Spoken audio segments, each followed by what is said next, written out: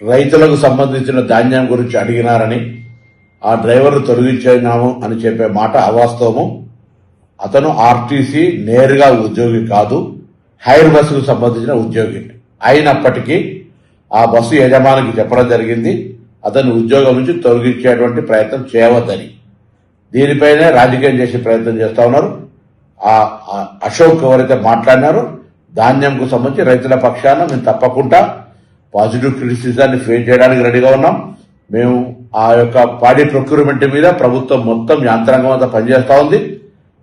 అనుకోనంత పంట రావడం వల్ల కొనుగోలు కేంద్రాలు పెంచి ధాన్యం కొనుగోలు చేసే ప్రయత్నం చేస్తాను. లారీలు ఇతరత్ర అనేక రకాల అంశాలతో ముడిపడి ఉన్నటువంటి ఈ పరిస్థితి, గోడౌన్లు, కేంద్ర ప్రభుత్వం సరి అయినటువంటి సహకారం లేని కారణంగా ఇటువంటి అంశాలు జరుగుతున్నప్పటికీ ధాన్యం కొనుగోలు ప్రక్రియ క్రియాశీలకంగా చేస్తా ఉన్నాం.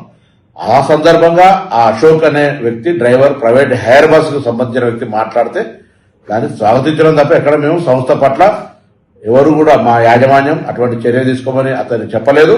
నేను ఇప్పుడే ఆర్టీసీ మేనేజింగ్ డైరెక్టర్ గారితో మిగతా ఆ ప్రైవేట్ బస్సుకు సంబంధించిన యాజమాన్యాన్ని కూడా చెప్పడం జరిగింది. అతను ఉద్యోగం నుంచి తొలగించే ప్రశ్న లేదు. ఇటువంటి తప్పుడు ప్రచారం చేయొద్దని కోరుతా ఉన్నాం. ఆ అశోక్ కంటిన్యూగా ఉద్యోగం చేసుకునేటువంటి అవకాశం హైర్ బస్సులో ఉంటుంది.